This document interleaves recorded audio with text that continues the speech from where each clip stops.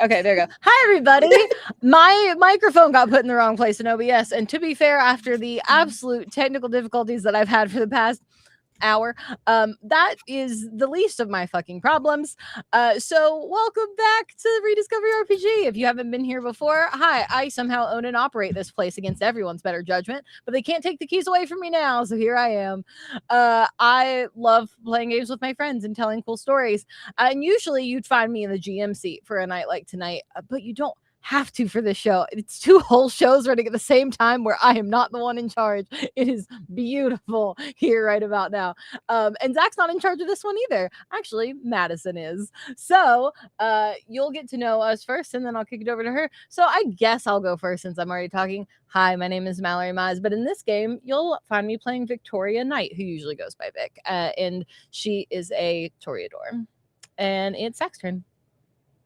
Hi, everybody. I'm Zachary Vaudo. Tonight, I come to you back in Vampire as Daniel Saber, the gangrel. Well, I should say a gangrel. To that effect, RJ. It's a gang of gangrels, baby. Hey, everybody, I'm RJ, and today I'll be playing Beauregard Cordell, who's also a gangrel. Hey, Cress. Hi, everyone. My name is Cress, and tonight I get the lovely chance to play Callie, or Calliope, who is a La Sombra. And Madison? Hello. My name is Madison, your storyteller this evening, and welcome to Dallas by Night, a Vampire the Masquerade chronicle for Rediscovery RPG set in the Anarch-controlled Dallas-Fort Worth area. Before we start, just a quick reminder, our live shows are Fridays at 9 p.m. Also, the Electric State is on Wednesdays at 8 Eastern on Twitch, so check that out. I'm doing a little plug because I'm cool. Big thanks to Mallorie for letting me tell the story. I appreciate you more than anything in the world. Before we start this off, a reminder, this is an adult game intended for mature audiences.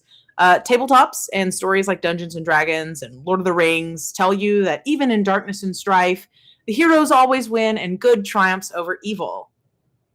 In the world of darkness, the villains rule the world and the heroes are dead. You are a monster, and your only care is for the blood that you will consume. Welcome to Dallas, Texas. The sun rises over the city's skyline, bathing it in the heat that will beat down on the pavement, despite the only 80-degree weather that's been forecasted for the day. Cars zip through multi-lane traffic, driving at speeds not recommended for such roadways, but Texas drivers will always be just that, Texas drivers. Still, they weave through the roads, going about their day. They're stay-at-home parents, driving kids to activities, business moguls screaming through traffic, truckers attempting to get to their destination, and other mundane people doing mundane things. They live unaware of you and the life you lead. Who are you? You are a monster, but you were not always a monster. You did not always skulk in the shadows. Once you were just like the people of Dallas. Mundane, boring. You woke up early for a job you hated. You fought with your family at Thanksgiving. You cried over breakups. You ate too much popcorn on movie nights with friends. You were human. And now you're not. Now you are hungry. You are a vampire, a kindred, a lick.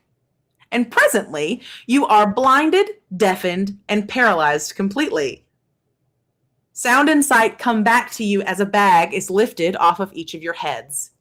A bunkhouse greets you, warm colors of oak and mahogany. You see a few taxidermied animals on the wall. A ferruginous hawk gazes at you, large and imposing.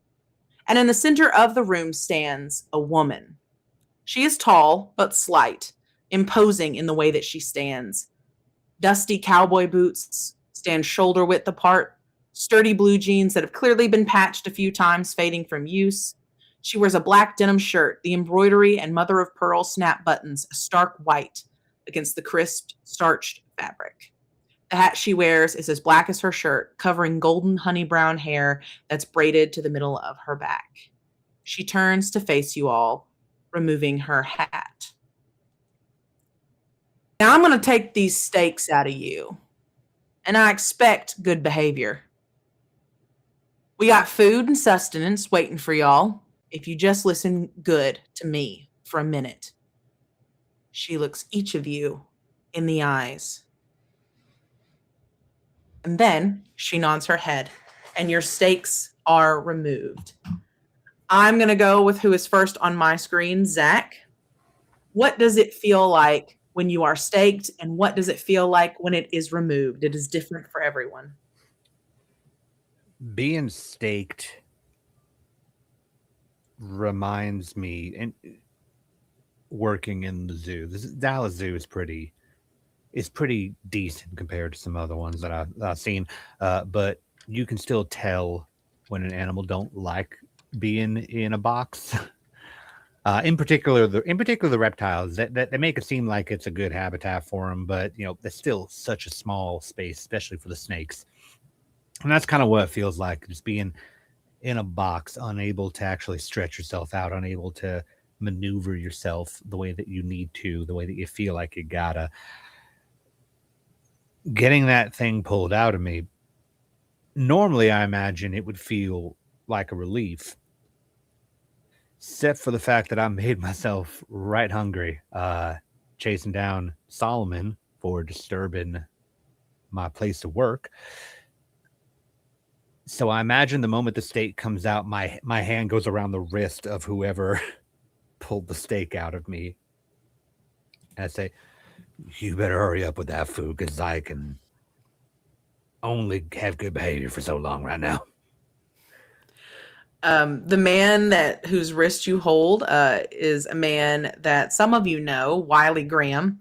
And I sort of imagine him as like a Sawyer from Lost looking type of fella. That sandy, blondish, brownish hair, cocky, kind of handsome. And he sort of just looks down at you and he goes, yeah, we'll get it to you in a bit. It's now or it's you. I got it. I got airspace control. I'm going to take him to eat real quick. And she just sort of nods and waves her hand away. And you are taken and you are fed your preference. What is your feeding type again? I think I have you pulled up. Not easy to obtain here, unless they plan on taking me out to a truck stop, because I took the predator type roadside killer. So my feeding type is passer-throughs, tourists. Yeah. So I assume tourists specifically, right? Yeah, I can stand a bag. It ain't gonna hurt my feelings or nothing. But if you're talking about my actual preference, I need migratory types. I'm gonna say that the person that they bring you is she is, she's got a California Valley girl look about her. She's sort of, bottle blonde and everything. She looks like what California girls look like in the movies, so to speak. And you can tell that she is not from around here.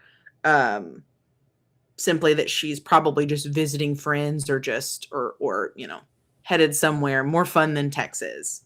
So you can feed from her in your preference, as well as I think you have the prey exclusion of not feeding from locals, and she's not a local. Yep. You are a little shocked that they know this. I'm a little shocked that they just have somebody on tap who is staring me in the face as I go to eat them. And I'm going to look over here at Wiley and just be like, she going to remember this? Nope. We got people for that. Well, pardon me, ma'am. And I'm going to be not kind about it as I take two hunger off. You sure? I'm at 3. You could be at 0. I could be. Not really my kind of thing. I'm already wary about drinking from a random person that they put in front of me, but for all I know, this could be drugged. But food's food. Can't be choosers. All right, I'll save the temptations for later. If I were hunger higher, it might be a bit of a fight, but there might be like some. Well, maybe. Right. RJ Beauregard. What does it feel like to be staked for you, and what do you feel as it is pulled out? Beauregard is chronologically older than the rest of the current kindred. A bit of his backstory: he died on the trail, guiding out people west. Getting staked for him takes him back to that moment where he was laying in the grass, dying, the slow seep of blood out of him as he just feels the unlife coming out. Getting unstaked is essentially him turning back into a vampire. He just stops dying once again. He's not quite bright-eyed and bushy-tailed, but he does remove his hat with a sweep. There are probably more decent ways to get someone to a location without having to stake them. Cassidy just sort of looks you over and goes, "Oh, I reckon there is.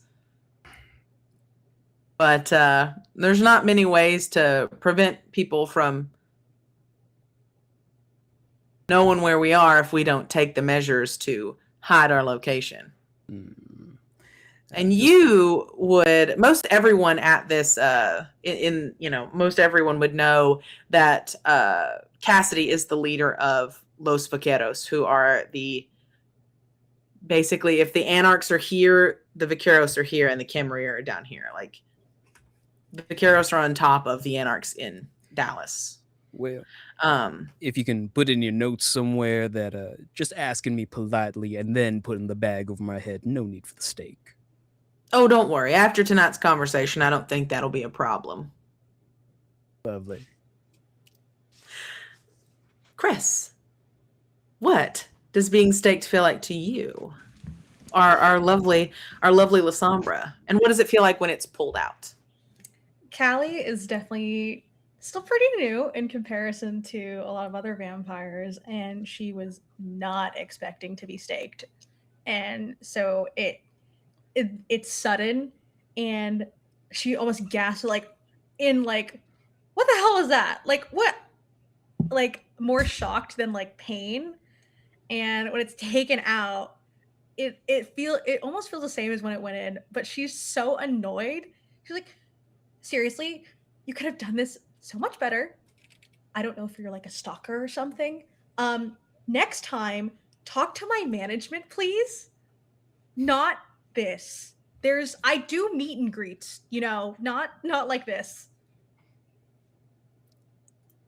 To that, Cassidy just sort of makes this face, this sort of like, and laughs just a little bit and goes,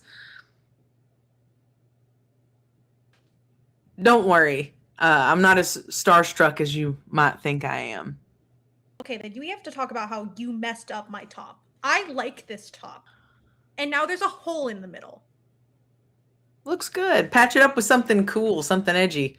Put a little bit of flannel fabric under there. You'll look like you'll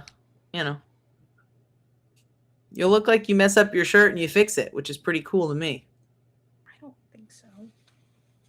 Well, potato, tomato.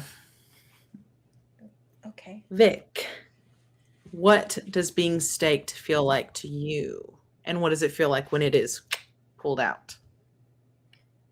I think the closest that it can be described as is what you imagine it feels like when Medusa has turned someone to stone, like one of the millions of statues that Vic has helped like fix for the museum when they've come in broken and battered and damaged and they've like repaired them. It's that like stillness and stiffness, the like very trapped and claustrophobic feeling, and then the breaking out of it.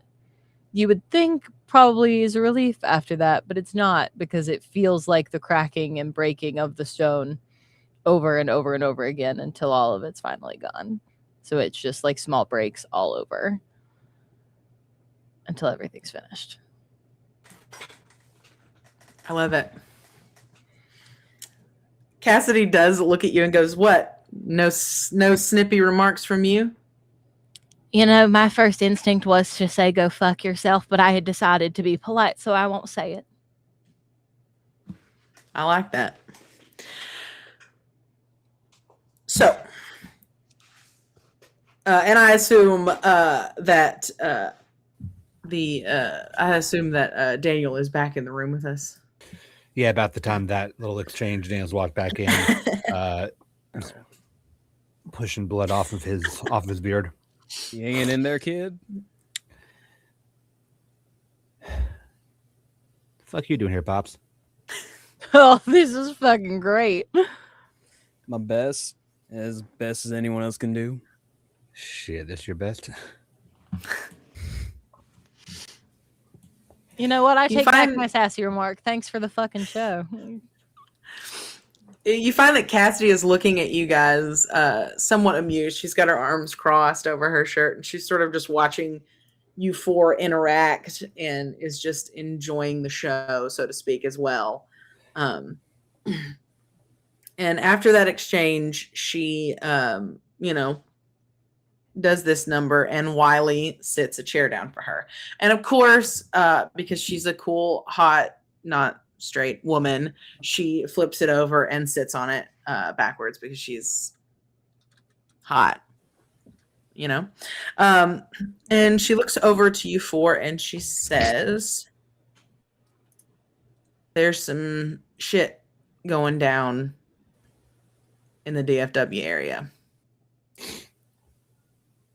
I don't know if you guys know this or if you've heard any rumors about it, but people have been having their homes burned down. Lots of havens in Anarch territory getting burned down. And I don't know if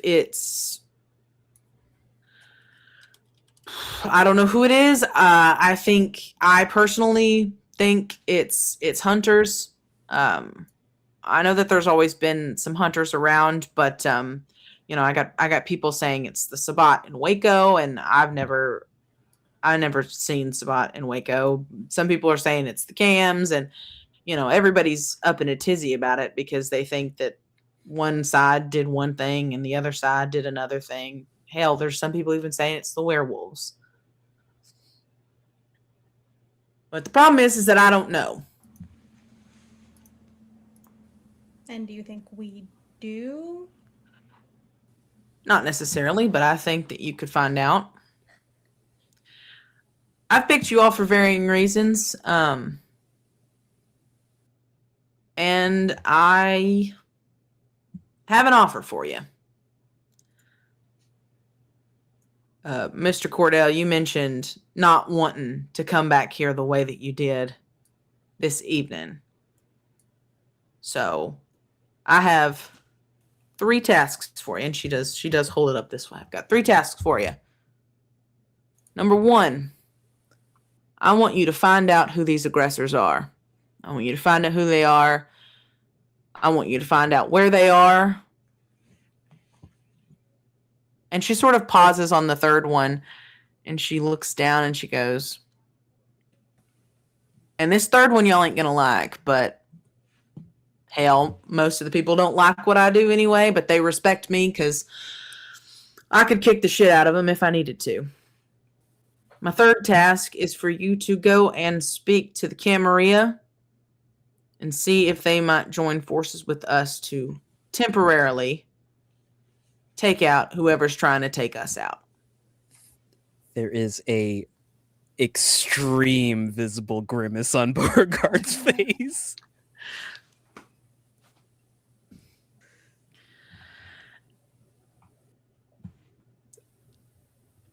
I was literally on the phone with somebody talking about figuring out how their place got burned down and to help them fix it.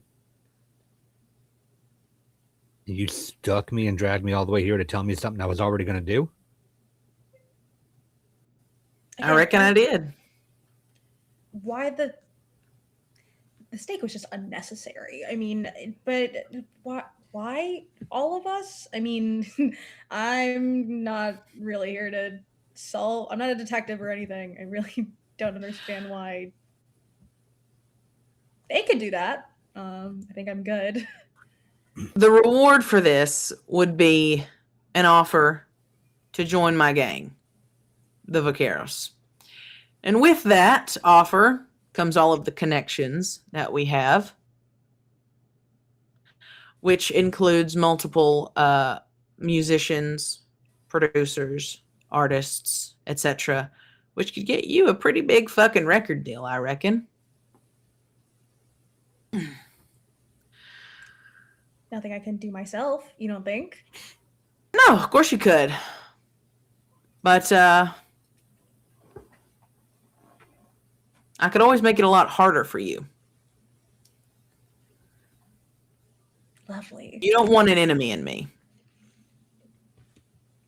I don't even want to know you at all, I think.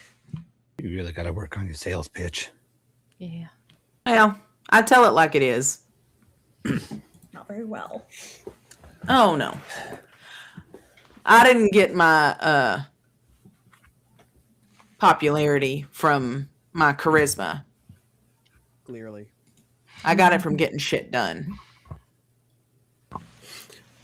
Sure.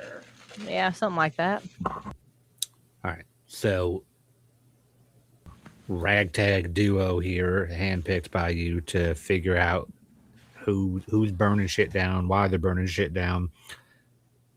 And then, as an added bonus, you want us to go talk to Cammy's about tagging up with you.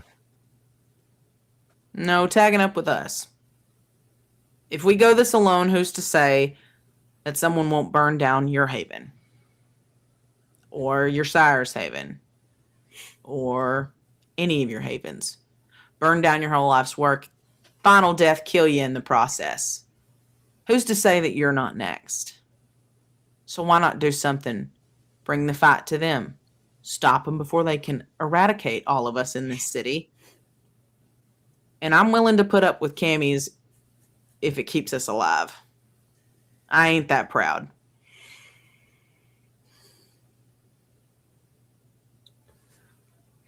So this really is a life or death situation then? Death or final death situation, I'd say. Yeah. Considering the situation we all find ourselves in, being dead and all.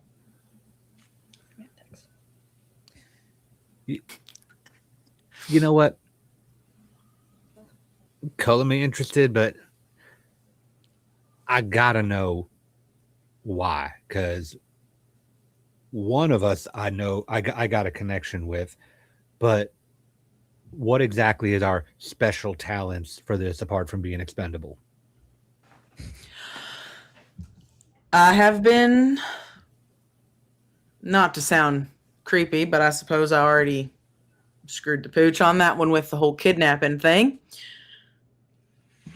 I have been watching each and every one of you, and I found that you all possess talents that would do you well and serve you well in defending this city. I could send my folks to do it, but But we're expendable. Like, no, not at all. I'm offering you a position on my gang. If you were expendable, you wouldn't be offered that. I don't offer that to people who aren't worth my time. If I sent my own people, I'd get turned away from the door because that little shit Prince Wolf doesn't like me much on account of me embarrassing him a few times and kicking his ass. So we're fresh faces. Right. And fresh faces are usually, it's a little bit easier to make a first impression than it is to make a 8th impression, I think. On account of Maybe 7. On account of he may or may not even know that we're not part of the group in the first place. Right. All right, I catch your drift. Well, That's a pretty good proving ground. And then as soon as she starts to say that, you hear her phone ring. It plays some old country song she's one of the only people who probably still has a ringtone. But it plays an old country song, and she pulls out, I shit you not, a Motorola Razr that she flips open. It's pink, and she holds it up to her ear. reasonable. And you hear unless one would like to use a discipline. You hear one side of the conversation. Any takers? I don't have heightened senses, so I can't. I don't either. I don't know if I do. It would be Let me under see if any auspex of for you those of you that have yeah. auspex. Nope. I don't think For aspects, folks. Ooh, okay. So you hear one side of the conversation. Spooky. I should have the. Wait. Okay, no, I do. I was like, do I not have mouse sheet? I do. I was gonna say I have you your should sheet. have my sheet. I do. I just didn't. My brain isn't reading words right now. So you hear one side of the conversation. At first, you hear a very loud from Cassidy. What? How in the hell did that happen?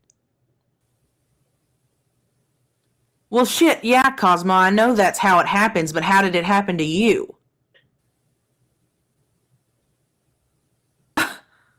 Fine, all right. Yeah, you too, you rat bastard. Then she closes the phone and tucks her phone in, and she goes, y'all ready to start early? Do we got much of a choice? Yeah. Sure. Sure, you got a choice. I can stake you and throw you in the back of a truck again. No thanks. I'm good. That's not. All right. I figured you'd take that option. Where's the guy that brought me here? Wiley? No, Solomon, the one that I. Oh, Solomon. I chased all the way over here. He's back at his little house. He ain't one of mine. He just wants to be one of mine and offered to help me. He's back at his haven, cooking up some Tremere shit, probably. You know what that is? I do. You planning on messing with him? A little bit. Perfect. I'll give you his address.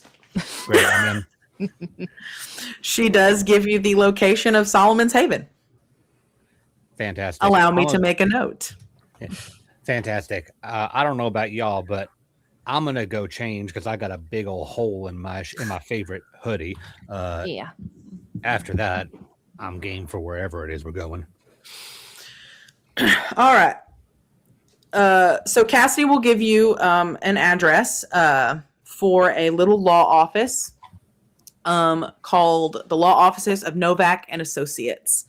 And that is where you can meet up if you desire, or you can meet up somewhere more central if you'd like. It's up to y'all. Hey kid, you want to pop by my place? I think I have some of your clothes left over. I got my stuff back at the zoo. Plus, if we're gonna be doing mission stuff, I probably should grab some supplies. You prepare for these sorts of things? No, I prepare for all sorts of things. It kind of Like- Not this one in particular. How fresh blood are you? I can't do math. Kind of new. Oh God, she's so I know what you new. guys are all about. Yeah. What are we exactly getting ourselves into? Oh, a whole lot of shit, darling, that you're probably not ready for, but you're coming along anyway. Send personality higher. Pretty much. Well, sure ain't me. Yay. Hey, did they take my gun from me? No, I wouldn't say that they did. I'd say it's still pretty well attached. Okay, I was about to start throwing some punches. No, you have, if you had any weapons held out on you at any point, or if you had anything that you had, anything that was on you when you were staked, you still have. And it's, judging by the gun, Cassidy did not see any of you as a threat. And you know what? Fair enough. Yeah, I can't blame her. But it does mean that I got to keep my knife that Tony gave me. Yeah.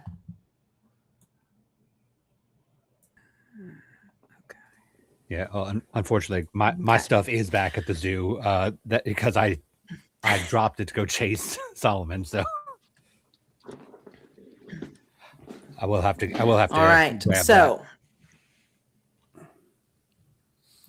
Now, y'all that's wanna meet actually that was somewhere? part of that was something that I was. Oh, am I still muted? Okay. That was actually something that I was thinking about doing. So if you guys want to decide where you're meeting, we can do individual, like you guys going back to your havens or wherever you need to go to change. Yeah, and I was going to say, Or y'all want to prepare. meet somewhere in particular, like central wise. Like I said, I'm going back to the zoo, so I don't know if that's central enough for y'all, but I can go wherever. I guess I can also meet wherever. I don't know. Sure, I guess. I want to get out of this. Yeah. I feel gross. Let's just meet back at the zoo. Do you have clothes, young one? I can go get some. Okay. You do that, and then you just Yeah. meet us at the zoo. I finished a show. I feel sweaty. You're good. Don't blame you. Just making sure. Who all are we dealing with here? Like, I don't know the two of yous. I don't This know. one I anybody. know. This one I know because of blood, but I Oh. don't know y'all. No, fair enough. Vic, not. I work at the museum. Don't do much outside of it. Toreador got it. Yep, pretty much. Mm. I'm Callie West, singer of Void Expanse. Are you in Sombra? Doesn't ring a bell. Okay. No, I yeah, see no, what- no, it's definitely a little somber. I saw y'all play at like a little dingy Yeah. dive bar a couple years ago. Yeah, Oh, my You're on my phone's doing playlist. twitchy noises the whole time. Okay, cool enough, I guess. All right, well, go. Everybody, do whatever you need to do. I guess. What part of the zoo? Main entrance or? Main entrance. I'm Daniel, by the way. Thanks for asking. Sorry. This year's Beauregard. Yeah, sorry. Pleasure. I'm going through all the things I wish I would have said to Kathy in my head right now. It's a little jumbled up there. My apologies. Daniel, Beauregard, Callie. Yes. Cool. Mhm. Nice to and- meet y'all. Anybody got any idea what your special skill is? No clue. I got a handful. I don't even understand why I'm here. Cool. Great. Shrugs emphatically. Awesome. I'm sure this is gonna go super duper. I'm so excited. Anyway, I'm gonna go because I Yep. am so pissed that my shirt got ripped. Yep. I'll meet y'all at the entrance. Yeah, I'll meet you at the entrance. Are we provided rides out of here? Because I don't. All right. Oh yeah, absolutely. You actually see Cassidy. She walks you out, and you see her hop on a real life physical horse and ride off. You guys are in the middle of nowhere. Oh, Middle of nowhere, Texas. Who knows where you are? If I look up at the stars, can I just navigate my way back to my haven? You are offered a ride, but yes, you could technically. It might take you a while, but I'll take a ride. okay. You are handed the bags this time and requested to put them on. Are you fucking serious? This is Uh, fucking bullshit. And I do it anyway, but I complain the whole time. Can I just like close my eyes? Like that's easier. Can I just do that? Like no. Okay. the party watches Riley Beauregard. just kind of looks at you. The party watches Beauregard take his hat off, put the bag over, and then put his hat back on. I It's a 10-gallon. There you go. love that. Okay, Orville Peck. I am a motherfucking cowboy. And does Daniel put on his bag? Daniel puts on his bag. There you go. Kind of does the thing where like it like pulls it on, but like it leaves like sitting up over the nose and whatnot. So all of you are surrounded by silence, and even though you've got it over your nose, complete darkness. Like you cannot see past it. And you are driven back to your havens. Once you get back into the city limits, Wiley takes off one of your hoods and then tells that person to take off the rest of the hoods, giving you guys all sight and, hearing again. He drops you all off to your respective havens, and I will go ahead and go backwards and start with Mal and Vic. You get back to your haven, and as you walk up, you see someone beating on your door, and it is Rowan. Rowan, sweetheart, what are you doing? He jumps. He's terrified. He goes, "Holy shit. Where have you been?" God, I wish I could answer that question, but I don't fucking know. Your new friends decided to drag me along somewhere. At least You were come gone in for so I 2 can pack a bag. days. 2 days? The fuck are you talking Yeah. about 2 days? You were gone for 2 days. You left the party, and then I came looking for you later, and you weren't here, the day after, and now here you are. How fucking long was that bag on my head? Come here, get in my house. I got a bag to pack. He just splutters for a little bit. Come on, get in here before people start to be like, why are you on my front porch? Get in. I forgot to do the rouse check. Remind me what I need to roll again. Everybody roll 1 dice, please, because I forgot to do the rouse check. I forgot to do a rouse check. It's canon that I will always forget. I forget at my home table. I forget at every table that I'm ever at. They're always like, give a rouse check. And I'm like, what's that? You are lucky that I succeeded on that one, or we would have had to retcon how that feeding went. Yeah, I'm fine. Succeeded. Suck. Yay, 4 suck. Whoa.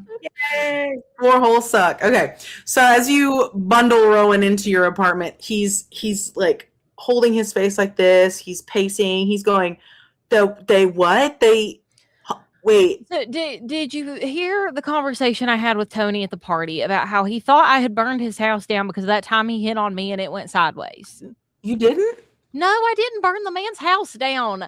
I make fake IDs. I make forgeries. I break the law all the damn time. Arson is not one of them. And yes, he has already explained to me the benefits of doing insurance fraud and shit with all of it. That I know I didn't burn the man's house down. I forgave him. Forgery is a gateway crime. Yeah, well, I'm really good at my gateway crime. So guess what? I don't need to do anymore. These make me I'm plenty of just- money and plenty of blood. I'm just saying, I wouldn't put it past you to commit arson in your future. I think you've got a I wouldn't. fiery, bright future in arson. I wouldn't put it past me either. I'm just saying I haven't got there yet. All right, well.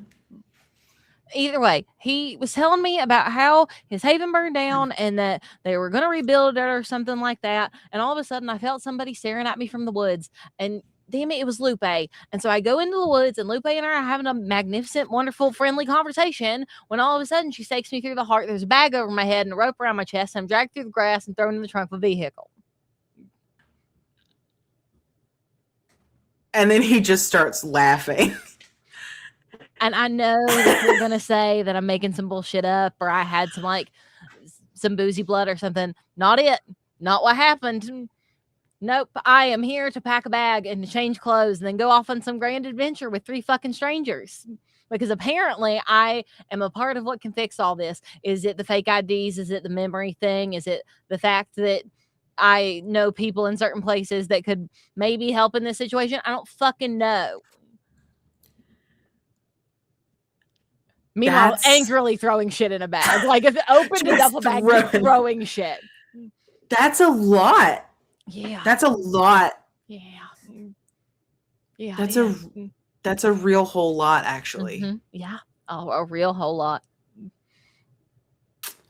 And Cassidy picked you and not me. Look, we're equally disappointed on this from opposite ends, my friend. Who said I wanted to be here? First thing she said to me when I got on stage was, didn't you have a sassy comment? And I told her I wanted to tell her to go fuck herself. And then I decided to be polite. Stupid bullshit. I'm speechless. You've rendered me speechless for the first time in my life. I was about to say, in your life or your afterlife, I've never heard you shut up. I say with love. And I receive it with love. Right, you do. Okay, well, do you need any help packing anything? Like, is there... There's like a shit ton of blood in the kitchen. Could you grab me like several bags? Because who fucking knows the next time I'm going to have access to a bag, and I just want to put them all in a bag and throw it over my shoulder. I've got clothes and supplies, and I'm also going to take the shit with me to make my fake IDs just in case. Yeah. And he starts going and he starts helping you out and gathering everything. Thank you. Okay. Anything else I should know about your dearest, darlingest leader before I plunge myself into the whatever fucking hell this is? Well, you already kind of insulted her, which is be something that I would advise you against. But apparently she must have liked it because she didn't kill you. She seemed to take it well, quite frankly, and I told her I was being polite. She said she's been watching me for a little bit, so I think she expected worse. Yeah, don't, I guess, die again. Great, thank you so much. The ever-loving advice I never knew I needed. I got nothing for you. I mean, I run an antique store. I mean, if you need any if you need any weird stuff, I mean, I got a few things in the back that you can use, to trade or I don't know, something. It'll be worth something to somebody. I'm holding you to that. I will put your ass to the fire if I need something like that, and I will blame it fully on you if she asks me. Because that's what friends are for. Bit of a well, I almost said a heated metaphor for the fire, which is just continuing on the metaphor, and I feel like I'm getting lost in it. So I'm gonna go pack up the blood. Yeah, go pack up the blood. And I will move on to Callie. Callie, as soon as you get back into an area with service, your phone starts blowing up. Like text messages coming in, calls, missed calls, 1,001 missed calls from Leon, 1,001 missed calls from Lucy, 1,001 missed calls from every single band member of Void Expanse. Everybody is calling you and texting you like, where are you? We're worried. And then in the group chat of Void Expanse, they're like, how long do we have to wait until we file a missing persons report? And someone was like, 48 hours. And so... Did we hit those? Which is not true. But no. It's just under 48. You have an opportunity to reply, or you can wait until you get back to your haven. She definitely immediately messages the band like, hi, I'm fine. I'm alive. I had to visit my grandmother in the hospital. And then a million other texts flood through. Oh my God, is she okay? Are you doing okay? Do you need anything? Should I bake a casserole? I'm okay. She's very quick to type out, I'm okay, don't worry. I just might not respond sometimes. Okay, bye. And she leaves it at that because she's like, this is so much. She's already like, oh yeah, everything's a lot. And then yeah. Sorry, go ahead. No, you're good. She also messages Lucy back like, hey, I'm sorry I disappeared. I might be gone, so I might need you to cancel my next week. She sends us a voice message, by the way. Oh yeah. Lucy replies back in kind and she's like, okay, I guess I can do that. Is everything okay? You mentioned something about your grandma and... Yeah, my grandpa is, really sick and... Right. Okay. Yeah, I can do that for you. Just like let me know if anything's like going on or anything like that. Because we're besties. We're I'd do anything for you. Thanks. So love you. Love you Bye. too. Bye. And then as soon as you get to your haven, as soon as you are dropped off and on the sidewalk, almost as if it is timed perfectly, you get a call from Leon. Oh She picks up. She's like, "Hey, Get up here and quit standing on the sidewalk. why? Okay. Can you unlock the? I don't have my keys." He does. He will unlock. I'm assuming that it's like a buzzed door, with a entryway. And so he buzzes you up. And you are able to go up to your apartment. As you step in, there's a very noticeably disheveled Leon. You've never seen him look this disheveled. I feel like she's so caught up in her head that she just does not notice at first. And she's like, "You could not believe the days I just had. I don't know. I was dragged.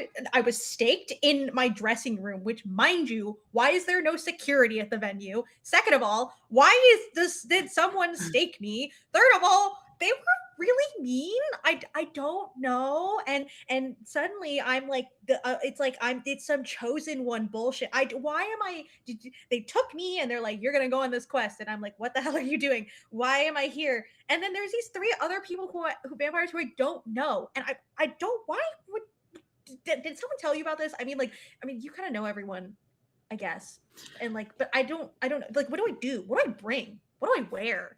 Do I pack like a week or like a month? How do you carry all your? What am I supposed to do? In the middle of that entire thing, Leon walks over to you and pulls you into a big hug, and is like, "Thank God you're okay." Oh, this is staked. Oh, you did. Oh, you don't know. Oh no, you were gone for 2 days. You didn't come to the party, and I knew something was wrong. I went back, saw the glass shattered, and thought the worst. I missed the party. You did miss the party, and you worried the shit out of me. Okay, to be fair, not my fault. Not No, my choice. I know, I figured.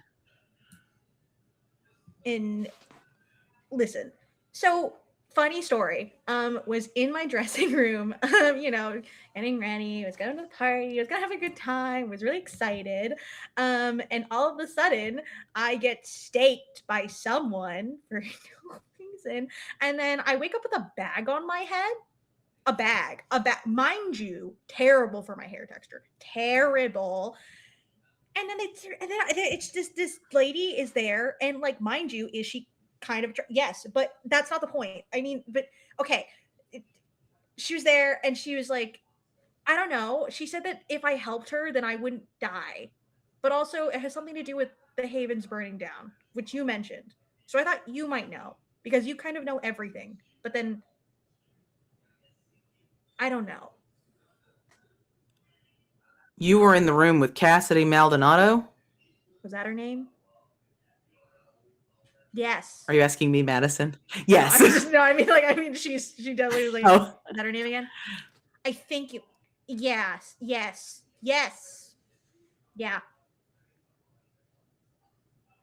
Is she bad? Oh God, did I sign up for? No. Kinda, but not like the regular vampire cults, like a different sort of vampire cult. There's a lot of vampire cults. I haven't taught you about those yet, but you should really watch out for them. How do I know? If you hear a lot about a guy named Mithras, don't listen to that shit. Okay. That's okay. Okay, so can you explain to me what's going on here? I really don't know why I'm here. I don't know. I'm about to go on a quest or something. And I would really appreciate it if, I don't know, we figured, because listen, I don't know what's going on in Texas. I said I didn't want to move to Texas. You said move to Texas. It'll be so much fun. It'll be good for your career. And I said, and then you know what? Now I'm here, and I would really appreciate if we could just can I leave? Can I run? Do I have to do this whole thing? Do I have to do this whole chosen one bullshit, or can I just go and you don't get out of it? But I mean, I'd advise you do it, because Cassidy is one strong woman. And I say that to say that I have connections, but that girl's got connections. Okay, she did mention being able to land me a record deal, but I mean, I thought we were already working on that, and like, I figured you could Well, help me yeah, with but them. but when she says record deal, she means record deal in California with like the big leagues. Oh, so like Dallas is a small fish in a big old pond to anarchs. Oh, so it's like big, Like big. like big. Oh, Like big. so I have to go. You again don't have to go. You can go live in bumfuck nowhere and be a nobody, shredding guitar on the weekends. I don't think that really works for me. And then I suggest you get packing Or and even take. pack. Well, you're going to want to pack clothes you can move in. They said they had weapons. Do I need a weapon? I would advise something. I don't keep weapons, Leon. Oh God. Fine, here. And he reaches into, he has those little side, I can never remember what kind of holsters those are, but they're on there. They're underneath his suit jacket. And he reaches out and he pulls out a relatively like smaller pistol, not a big pistol. Mm-hmm. And he turns it away and he hands it to you and he says, "This isn't going to do much, but annoy a kindred, but it'll stop a mortal in its tracks. So keep it around." Okay. She like looks at it and she's like, this is, and like she doesn't have any pockets, so she kind of just like tucks it into her waistband and is like, I'm gonna go change. And I'm so annoyed. Real They quick, ripped my shirt. I'll get you a new one real quick. Mm-hmm. Squeeze the trigger, don't pop it. Oh. And don't close your eyes when you shoot it. I wouldn't close and don't my walk eyes. your elbows. I'm not. You'd be surprised. I'll be fine. I'm just saying it ain't like the movie shooting a gun. Okay. Okay. Fine. Okay. Right, all right. Go get dressed. I need a shower. Yes. I hate Go this. for it. Go for it. I'll pack you a bag. I'll get you everything you need. Don't worry about it. And he does. And so I will move on to Beauregard. Beauregard. I just love saying his little name. Beauregard. Yeah. I do declare. Well, I do declare. Heavens, Betsy. Yes. I imagine Beauregard just like enters his portion of the bunkhouse, just not really saying much. He's unbuttoning his flannel, walking over to his locker, pulling out another flannel, putting it on. Goes to his phone, texts his boss, "Hey, I'm gonna be busy for a while." Okay. How long would you say you stay in the bunkhouse preparing? Just enough to probably wipe whatever dried blood is on him. About halfway through that, a very angry Lucida comes in and thwaps you on the back of the head with a wet washcloth and says, "Where in the hell have you been?" Some things came up. I got staked. And you think that's an excuse for missing work? When someone of my kind gets staked, they're basically paralyzed until the stake gets taken out. Maybe you ought not have gotten staked then. You ever think about that? Hindsight's 2020. Yeah, Anyway. Well. So what's all this about being gone for a little bit or whatever. Whatever you said. Whatever you texted me and I saw red and I had to... Some of my people have contacted me about a job involving more of my people. And Right. if I don't want to disappear from God's green earth, I should probably comply. Fair enough. Can't argue with that. Fine. Okay. All right. I'm going to have to use some PTO for this, aren't I? Yeah. But you got plenty of vacation time. You've been working here long enough. I'll go to my record books because she doesn't use anything electronic. She uses a record book because the government can track you online. So just do me a favor. While I'm away, you keep all the youngins inside. Oh, yeah. Whatever. Yeah. I can, trust me, His I can hand protect comes out folks. and takes her arm. Like, it's a very serious matter. They are burning people out of their houses. Oh, shit. Yeah. I'll keep everybody safe. I got ways of warding. Don't you worry. All right.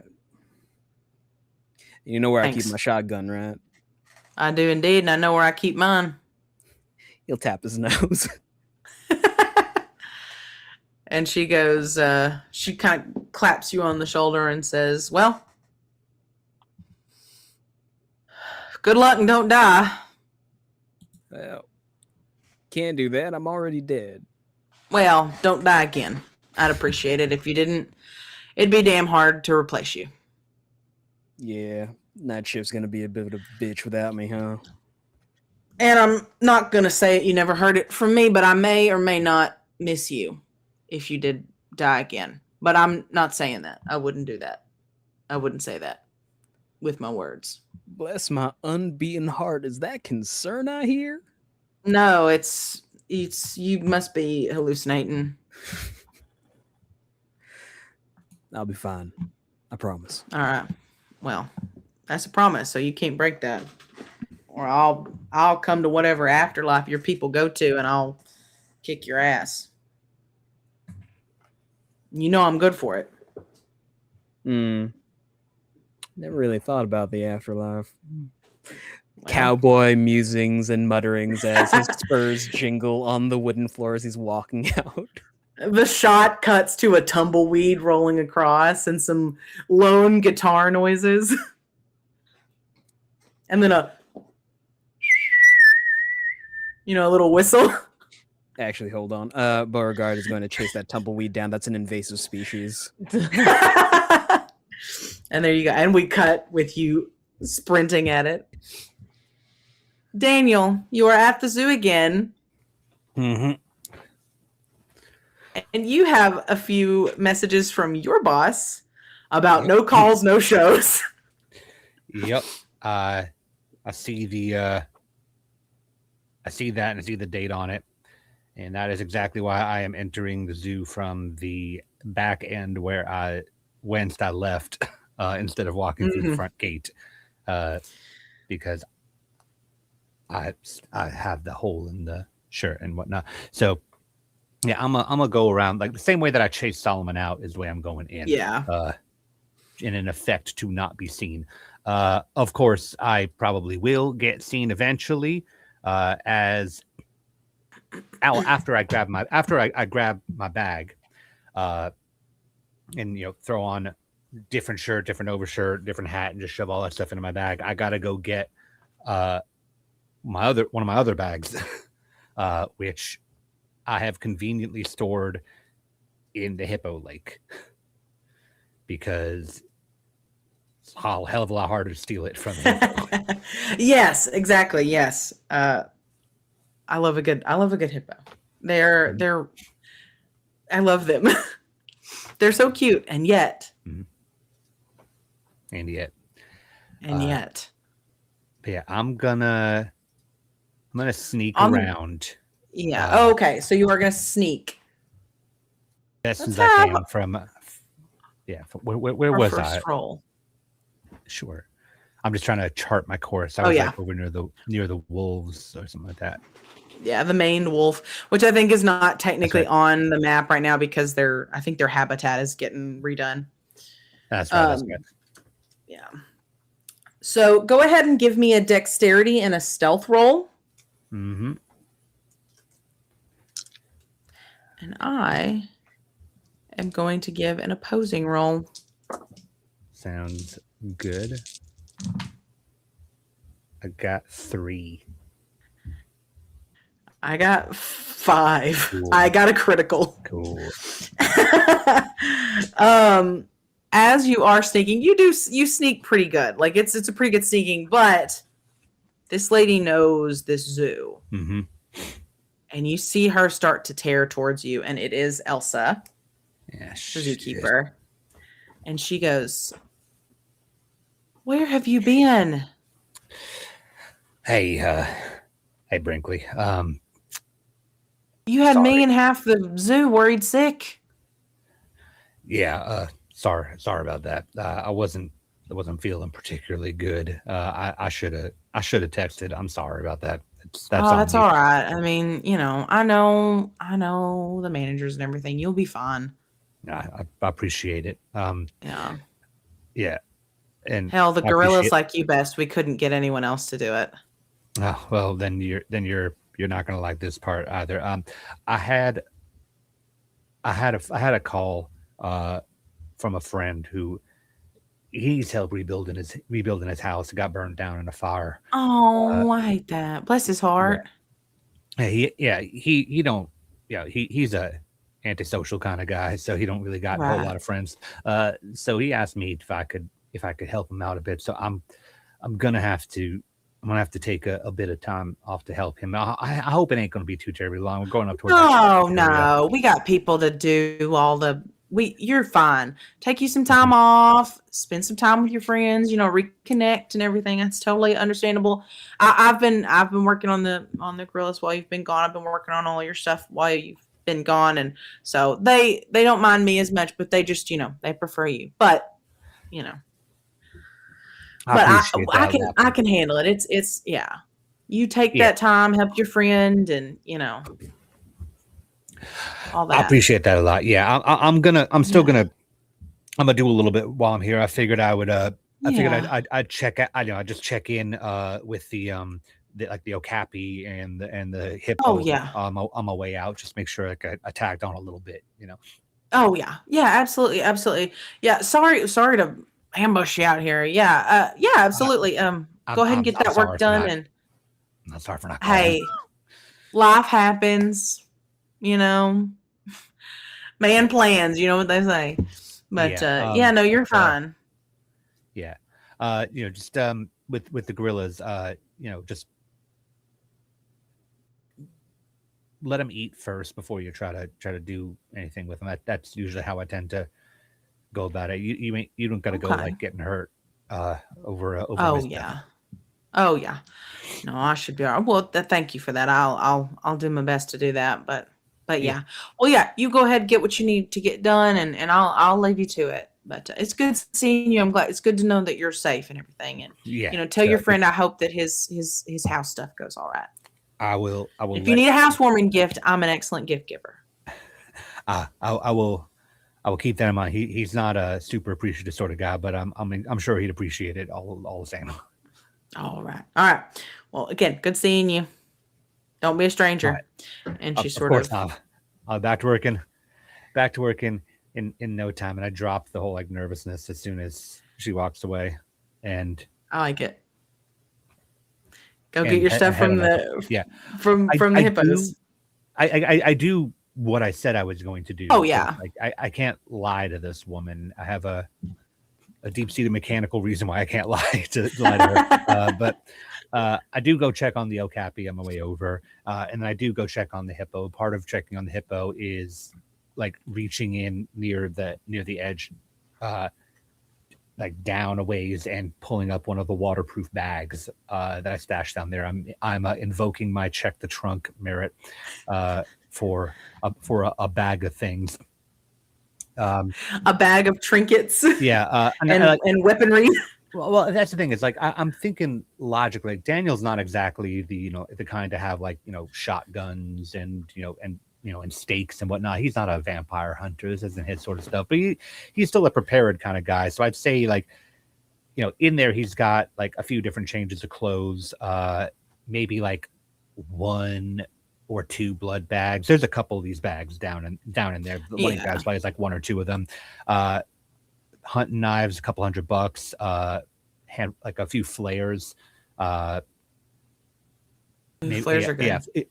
Yeah. And then one of them, like, he was able to get it off of Amazon. It's this little pen.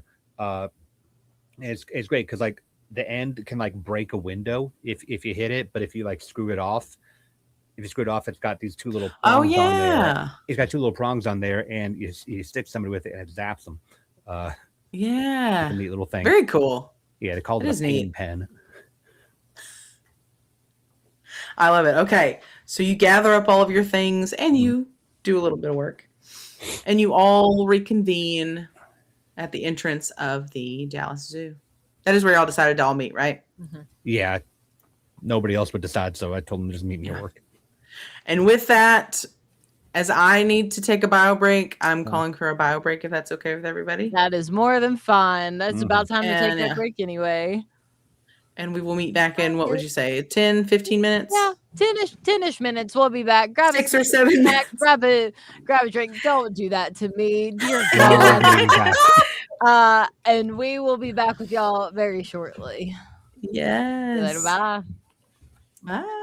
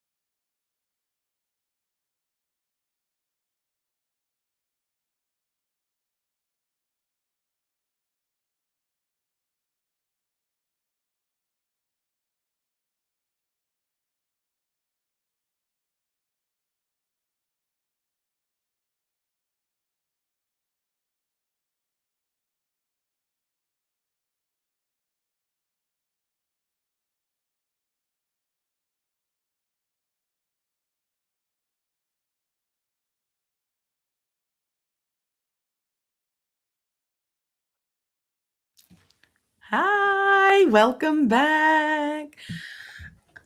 Kindred and kind. Last we left off before our bathroom break, update, I have gotten caffeine sustenance, which will keep me going for the next hour that we will be here.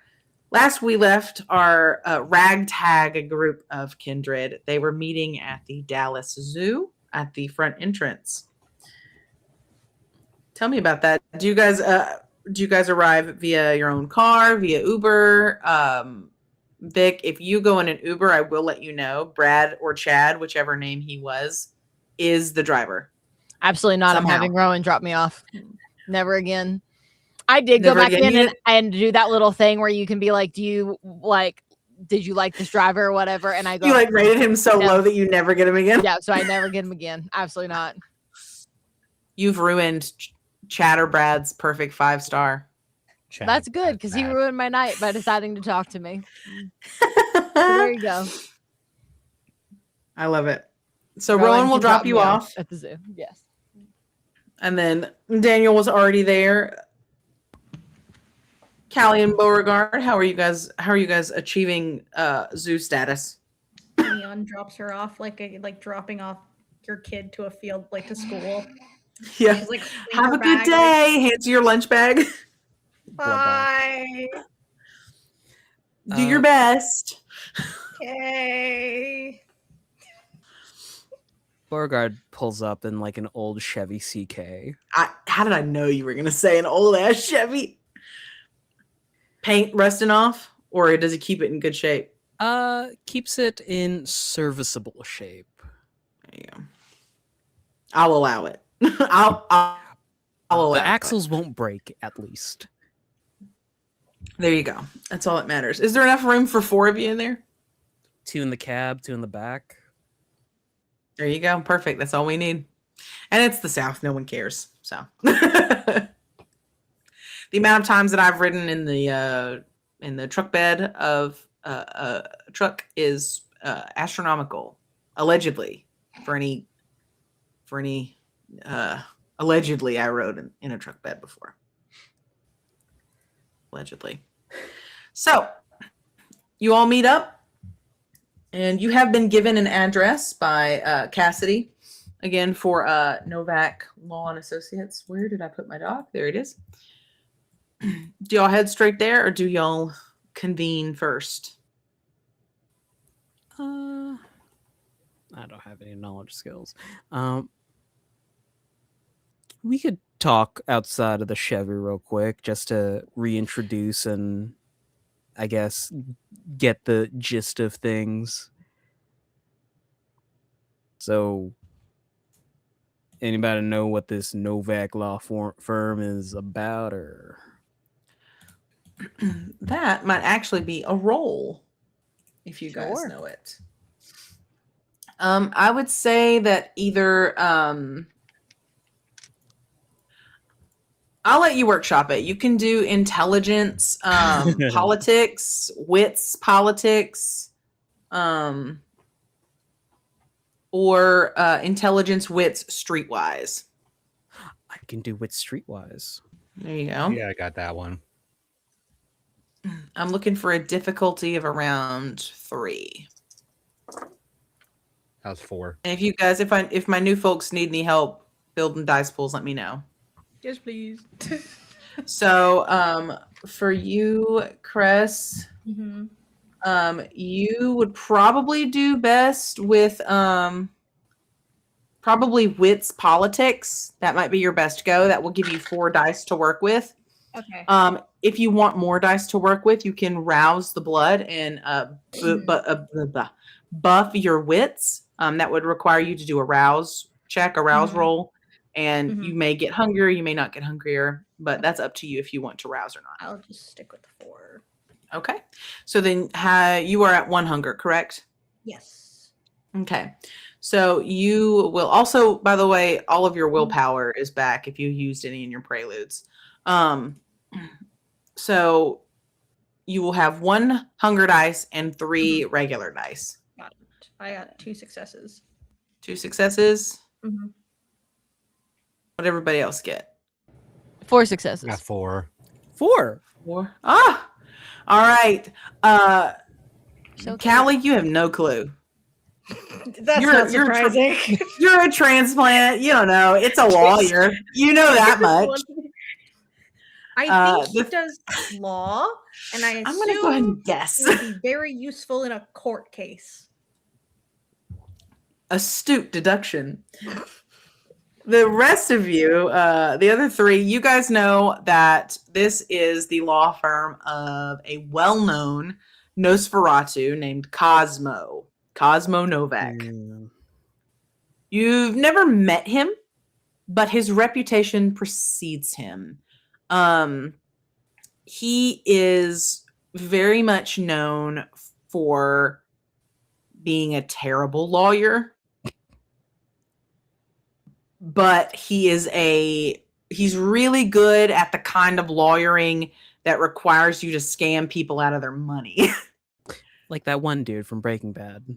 Yeah, he's a real Saul Goodman type, you know, but like less charismatic than that. But again, really good at scamming people out of their money. You know, and he does tax law, so really good at it. Happy tax season. You have 5 days to file your taxes if you want to. Don't remind me. So yeah. So you three know that. Callie, you know that he's a lawyer. Actually, he, she, or they are a lawyer. They do law. Because you don't know. Novak is just the last name. Sounds like a So. cool person, I guess. I don't know. There's certainly something. So do y'all hop into the Chevy and head upon your way? Yeah. I suppose. Yeah. All right, who's sitting in the truck bed and who's sitting in the cab? Beauregard's driving. Shotgun. All right. All right, we've got a gangrel and a toreador in a truck bed and a La Sombra and a gangrel in the cab. I think I've heard this joke before. All right. As you drive to the law offices of of Novak and Associates, you smell the smoke before you see it. The fire department is still putting it out, and you can see the smoldering sign of law offices of Novak and Associates, specializing in tax law. Cosmo is a large, blustering man, the very epitome, or epitome, if you prefer, of a simple country lawyer. Cosmo wears a white linen suit, the whole of it dotted with sweat stains. It seems that he is always dripping, his repulsiveness coming from the slimy nature of him, as well as the slimy nature of his skin. He is cold, like other vampires, and it is worsened by the clammy dampness of his skin. He is in a tizzy, his youthful legal assistant attempting to calm him as you guys approach. She's going, Mr. Novak, please, just calm down, Mr. Novak. What do you do? Just a sharp whistle to get their attention. He lets out a sort of like guffaw of noise, like, oh! You can hear it, and he kind of whips over to you and he goes, are you the delegation Cassidy sent? Yes. Right? That'd be saying us. That's everyone else. Yes. Right. Hey, you got it, kid. Yeah, we're the delegation Cassidy sent. We're here to Right. receive information that you should have for us. Well, you can receive information of me saying that my haven has been violated, has been harmed, has been quite plainly burned down. And he speaks in this sort of bombastic, like really like I'm not overselling it in the sense that he talks this way. And you can presume that it is not his natural accent, but it is something that he affects, basically. You could have said that in less words, but okay. So your place burned down. Correct. What else do we got to know about it? What else do you know about it? Well, I was resting in my in my haven, my home. I was resting beneath the earth, as I like to do sometimes, as I believe that our connection with the earth is quite substantial. And as I was resting, my sweet Tabitha here, and he gestures to the young, like, trembling woman next to him. My sweet young Tabitha here came to get me around, goodness, 8:30 or so. Came to get me and was just in a tizzy, worried all about me, and begged me to come outside. But I told her, I said I couldn't come outside, not even for the world. The sun was still out around 8, the Dallas sun and all that. And I told her, I said, if there's a fire up there, my dear, we are safe here in this basement. And as the flames trickled down, thankfully, we were able to escape with our lives, or unlife in my case. Can I, as Beauregard, sniff the air and see if there was like gasoline or some sort of accelerant used? You absolutely can. I would call that a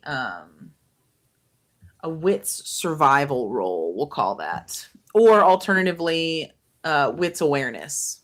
Ooh, I could do Wits awareness might be better. Yeah, wits awareness is better for you, I think, isn't it? Yeah, it is Yeah. marginally better. Difficulty? I'm gonna go ahead and say the difficulty is 2. Got it. With you being so close and all to the far. 4 successes. 4 successes. Yeah, you beat that margin pretty easily, and you don't. It smells like it doesn't smell like there was an accelerant used. Yeah, it doesn't smell like there was an accelerant used. And you would have to like investigate the physical place of the fire to see where it started. And you guys can eventually go in. That the fire department is slowly getting this fire down to nothing. Mm-hmm. It's low enough that you're not thrown into a frenzy, essentially. Figured as much. By the way, youngin, if you're not aware of it, there are a couple of things that kind of rouse the beast in us. Fires being one of them. To our younger Lasombra. You're muted. Oh, you're muted. Oh no. Kelly's like, damn, okay. There goes this bonfire idea party we had, like planned her. Damn, that's crazy. That sucks. Daniel's gonna look over at Vic and just go, tell me you've been around longer, at least. Yeah. I mean, I'm not sure by how much, considering she can't put a number to anything, but like, I know my way around. All right. Great. Did your sire not explain anything to you? I mean, I don't really ask questions. You should. You might wanna. I don't think I want to, considering what I'm in now. That's usually how you find yourself not in these situations, is by knowing stuff ahead of time. I haven't had to deal with this before, so I like my way. But you know what? Okay. Welcome to your way. Yeah. I mean, I guess I can't say anything. I haven't talked to mine in God knows how long, but What's it like? was to not talk to her? Beautiful, magnificent, a life I could never imagine being better. I could stop sending Christmas cards, Daniel. I'm just fucking with you, man. All right. So if y'all want to take a step in, I'm gonna circle the area and see if I can find something. Are you guys going to split up and search for clues? I at least am going to circle the area. I don't know if these 3 are going to like all go in, or if somebody's going to tag up with me as I do that. I was gonna say, Callie would be like, "Are you sure you want to go alone?" I mean, like you kind of know what you're doing, so maybe Go with them. You can learn something. Go. You can Okay. follow along, but if I find somebody to converse with, it's going to be kind of a boring conversation on your end. Nothing new for me. I feel like Alright. going inside might be worse. So, You're not wrong. sure, why not? I can talk. I Mm, can chat. Yeah. Daniel just grins. I think I'm a pretty good conversationalist, okay? All right, Just saying. we'll find you somebody to talk to. So as those two go off, Vic and Beauregard, you have a few options. There, I'm going to go ahead and give you a little bit of overarching storyteller talk, and that you've gotten most everything you can out of Cosmo. Even though Cosmo is my favorite character, and I have no impulse control, and that's why he's in the first episode. Because I love doing my southern lawyer accent and waving my hanky around as I sweat in my courtroom, esteemed members of the jury. But yes, so you've kind of exhausted to use video game knowledge. You've exhausted the dialogue with Cosmo. You have options to maybe talk to Tabitha. That might reveal something a little bit more. She was probably awake during the time that Cosmo was sleeping. Or you can, conversely, go explore the house inside. I leave it up to you. Vic, was it? Yeah, Vic. Pleasure to meet you. Would you happen to have some sort of social skills? Yeah, a little bit of social skills, a little bit of a memory that can't forget much. So, Would you mind talking with the young Tabitha over there and seeing what she knows? I can pick through the wreckage while the embers are still down. yeah, that's fine. Just bring me back any sort of paperwork or anything that got salvaged. I can memorize the names on it, and we can start going through and make sure no one here has some sort of weird vendetta against Cosmo. Can do. Beauregard is going to take a moment, close his eyes, he doesn't need to, it's just reflexive, a deep breath as he uses his Defy Bane, just in case there is some errant fire still going on inside there. I just roll Smart idea. Yeah. I do a rouse check, which I succeeded on. Woohoo! All right. Perfect. All right. So I'm going to go. Well, we'll start with you, RJ, and then we'll move up through it. So, as you walk through the entrance of the law office, it is one of those like old houses that was adapted into a law office type beat, so to speak. And as you walk through, you can sort of see that there's a few like little lingering, smoldering pieces, but the foyer is pretty much completely like damaged. Go ahead and give me a wits awareness roll. I'm going to go ahead and have this difficulty set at 4. Where did I put that? Okay. 1, 2, 3, 4. And I would suggest rousing for this one. Oh, yeah. Do I do the rouse check first and Yes, then we'll do the rouse check first. And if you do get hungrier, it will not count for this roll. You will have your present hunger. But from here on out, your rolls will have the 2 hunger. Okay. I succeeded on the rouse check. Sweet. So you now have a +2 bonus to your wits for the rest of this scene. Oh. Yeah, blood buff rocks. Oh. So yeah. So you have 8 dice to work with. Well, that's 7 successes. Perfect. All right. So let me recreate this scene for you. A la Batman Detroit become human, analyzing the scene. You sort of go through it and you see in the foyer where like the like darkest part and where like it's obviously been burned the most is there's like the remnants of this little end table and the remnants of a sort of brass half melted like metal lamp, and you can tell that this is an incredibly old lamp. And if you know anything about old electrical stuff, is that it is so reliable and doesn't set things on fire ever. And I'm going to say with 7 successes, you take a look at that plug and you take a look at what's left of the extension cord, or like the cord that it was the outlet power cord. And you can see that very clearly it was like that was exactly what caused it. And the only problem is that you're not sure whether it was an intentional thing or an unintentional thing. So with that recreation of the scene, you can tell that this is where the fire started, and it started quick.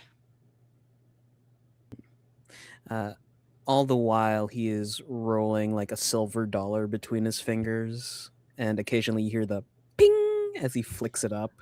He'll continue looking around for... Is there anything that looks like it was hastily thrown near the fire in case, like, they wanted to dispose of evidence, or was there foul play involved, is my main question. With 7 successes, yes, there was foul play involved. Because you see sort of an abundance of almost like the remnants of like a half-burned like ream of paper.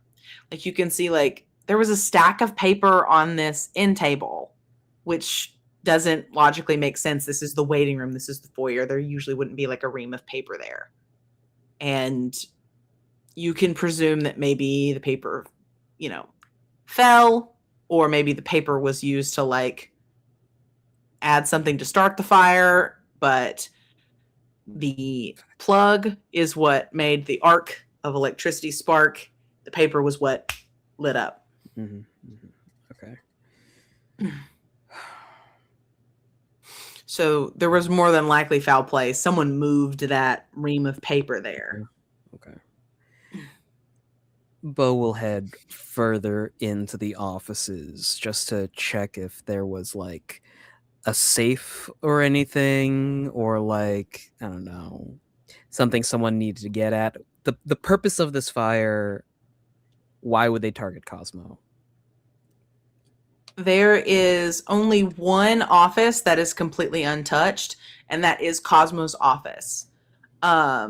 The fire suppressant system is still going on. Like, I mean, it's wet in that room. Like, the sprinklers have gone off, and those are the only sprinklers though in the building that did go off.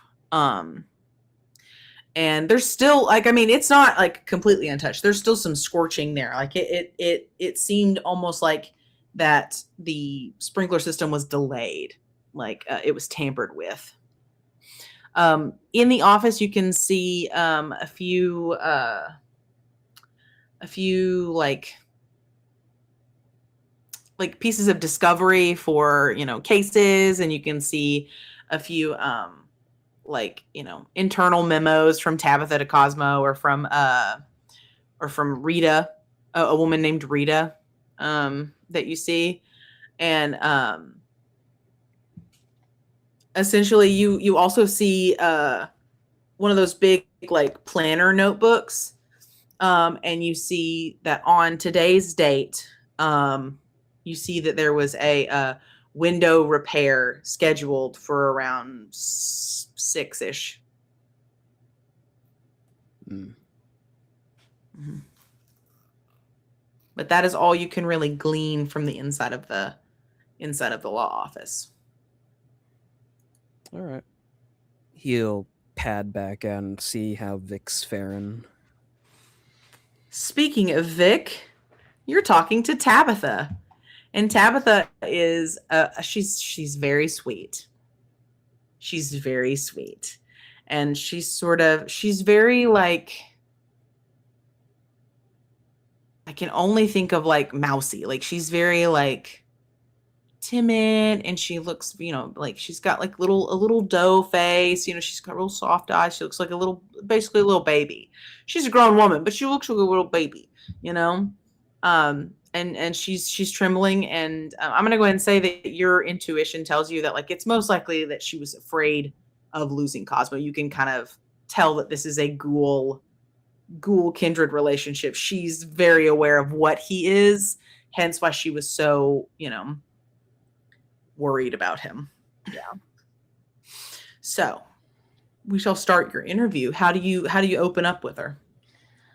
Hey there, Tabitha, was it? Yes. Yeah, that's me. Yes, yes, that's Breathe. me. Hey, darling, breathe. It's all good now. Cosmo's out. You're out. Everything's fine. Mm-hmm. I feel like Yeah. I'm sick to my stomach. That's all right. Pretty normal feeling for something like this. You're just probably in some sort of shock. It'll go away. All right. Most important things. You got out and Cosmo got out, right? Everything else is rebuildable. Right? So Right. when you went to tell Cosmo that you thought y'all needed to leave, why'd you do that? Cause okay. So I came in. My shift usually starts around 8. Rita usually leaves around she usually leaves around 7:45ish, and then I get there, and then I started heating up my hot pocket because I was hungry and I hadn't had dinner yet. So I was heating up my pepperoni hot pocket, and I was heating it up, and I was getting ready to eat it, and it, oh gosh, it couldn't have been but 15 or so minutes later, I started smelling smoke, and then I went to where I smelled it to see if I could see where it was, and it was in the waiting room, and I saw this big old fire, and I told him to get rid of that old lamp. He loves to collect these old ass things, and they terrify me, and they freak me out, and they're old, and I know that they're not good. And I told him he needed to get that thing rewired like months ago, and he didn't listen to me. He didn't listen to me a bit. Mm-hmm. And I just, I just told him not to. And then I went to run out because I was terrified. I didn't know what to do. I ran out first. Please, God, don't tell Cosmo that I did. I won't. I feel right bad about it that I didn't just go right to him. But I mean, I ran out and I just went right for the back door, but it was unlocked, and it's never unlocked. And that freaked me out.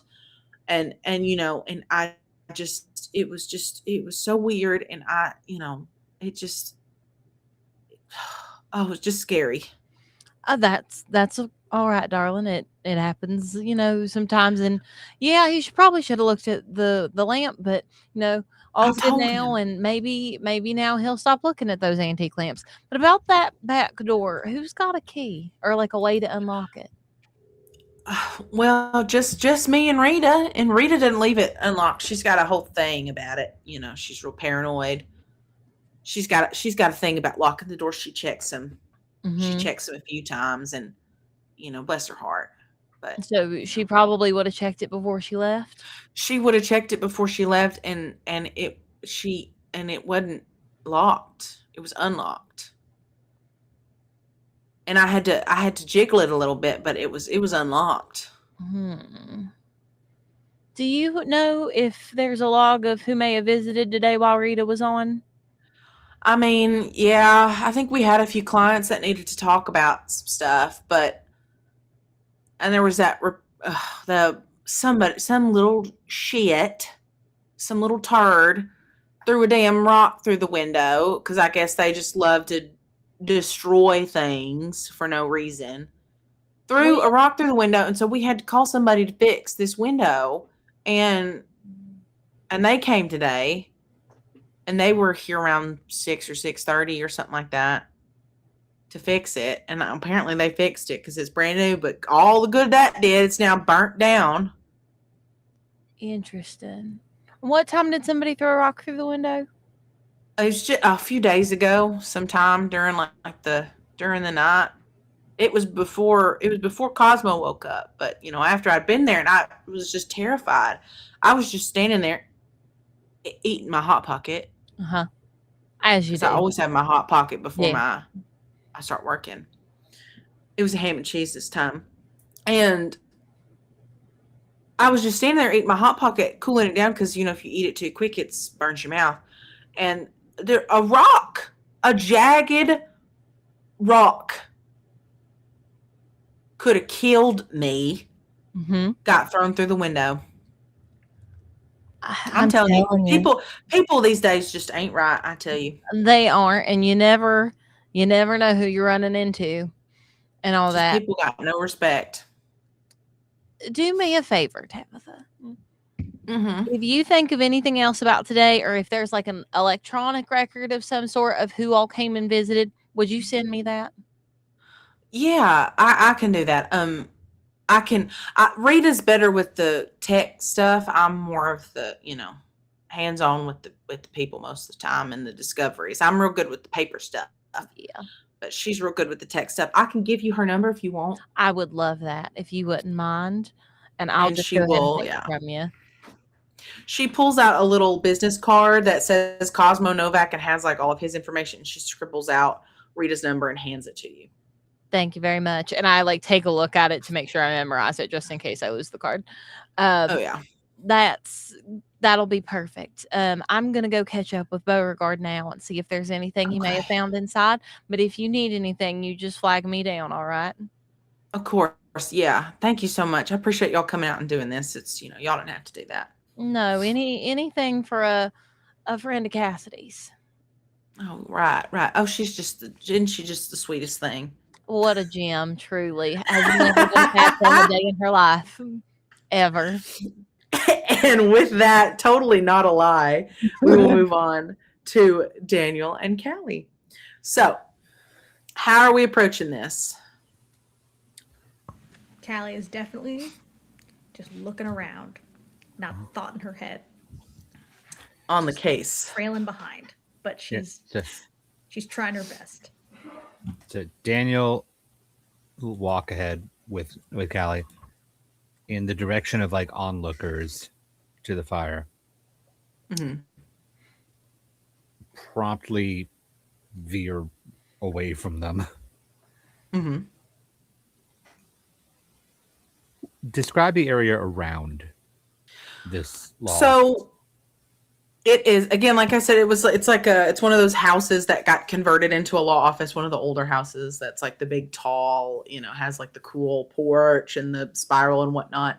I'm picturing a very specific one in Little Rock for some reason, but it is sort of situated on the corner. It's a corner lot, and it's surrounded by other businesses. It's kind of quote unquote nestled in downtown.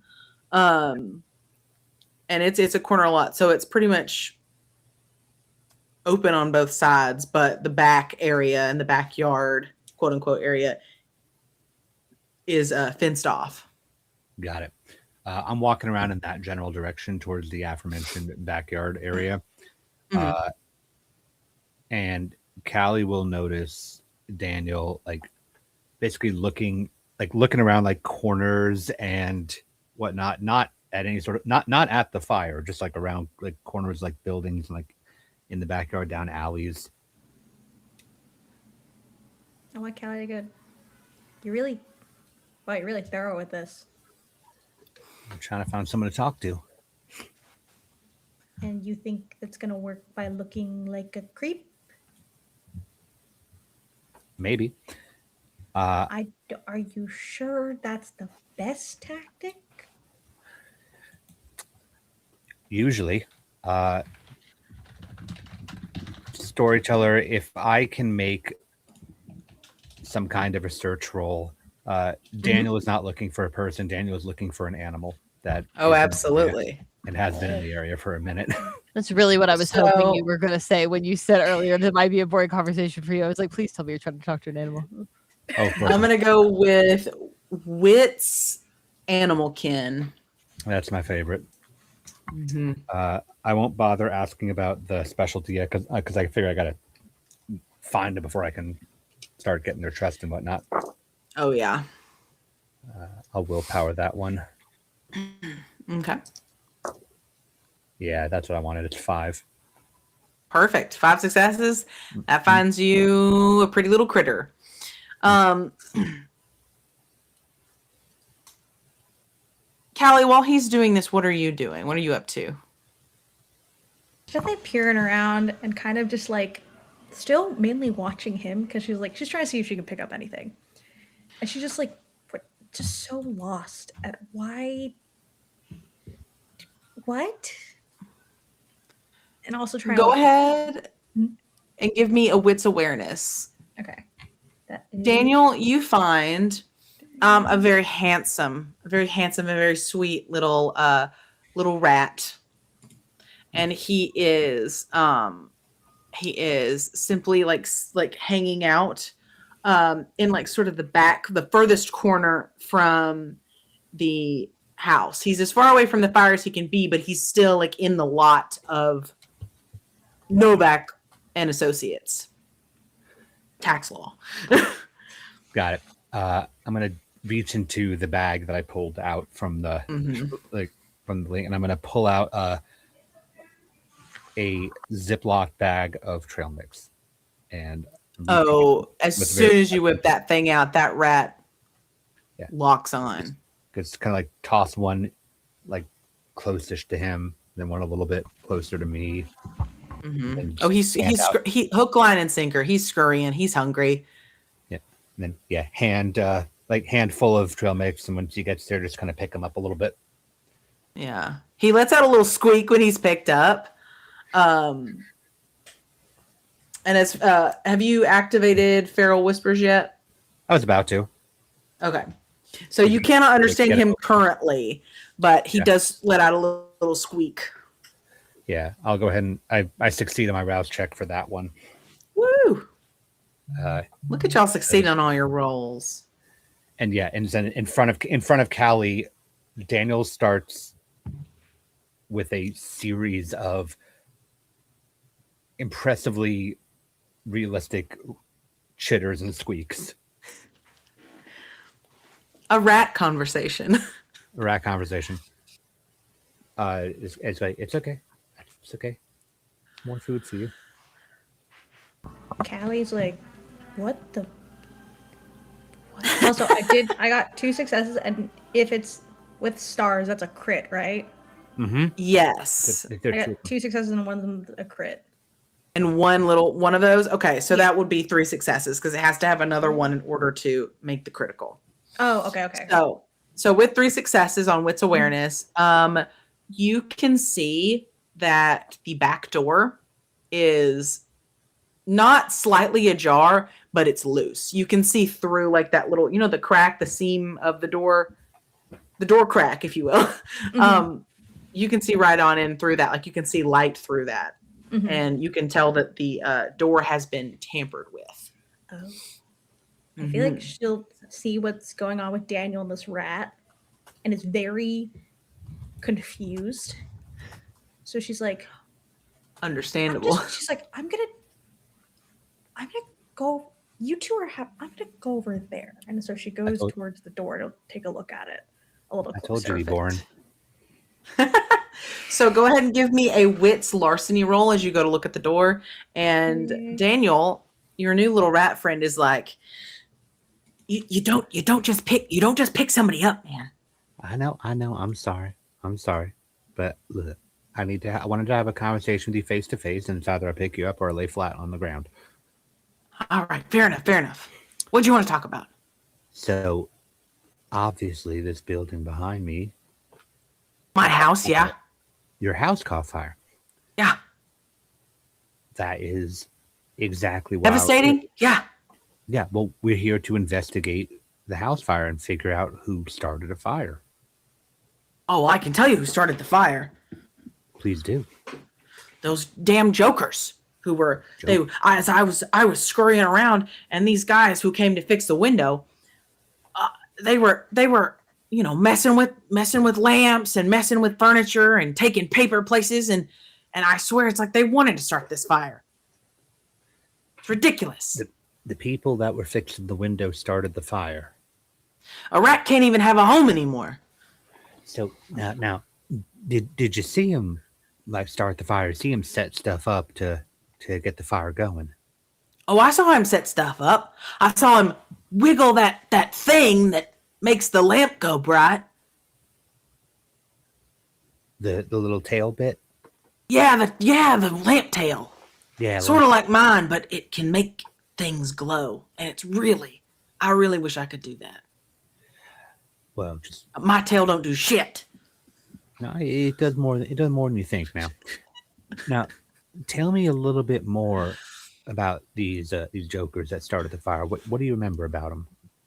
They looked like you. Well, not exactly, right? Like they wore like different clothes that like maybe had pictures on them, or or like the hair looked different than mine. Well, they didn't have fur in a bunch of places like I do. They just had it on top of their heads, and they were covered with these dumb hats.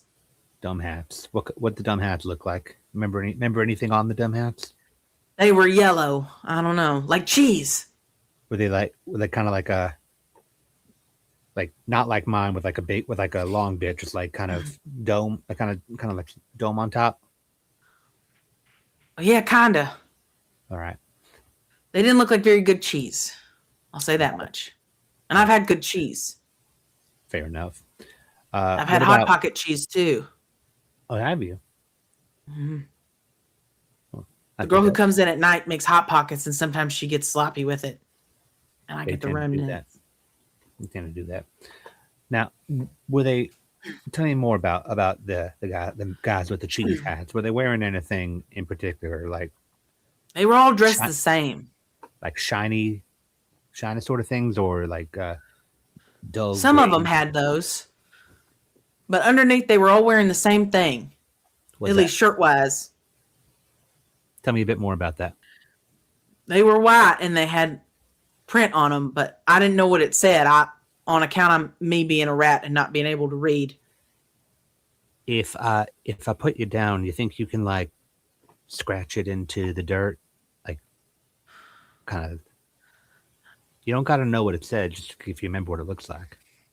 Well, my Donna tells me I'm not the best artist, but I suppose I could. Better lead than I got already, friend. I'll put him down into the dirt. And so he kind of, scurries, and he does a very rough approximation of FITZ. Fits. All right. And then he tries to spell something that starts with an H. He's not too sure about it. Yeah. That's good, friend. That's good. Thank you. Yeah, no problem. You catch the bastards that did this, and you tell him Skeeter's upset with him. Oh, they're gonna know the wrath of Skeeter. You mark my words on that one. And I'll put like a small. Me and Donna worked hard for that house, and you deserve justice. I do. I put a little pile of trail mix in front of Skeeter, and I'll get up to go find. He's taking that back home to their temporary home with Donna. Oh, sure. Donna being his rat wife. I'll go over to his beautiful rat wife. Find Callie.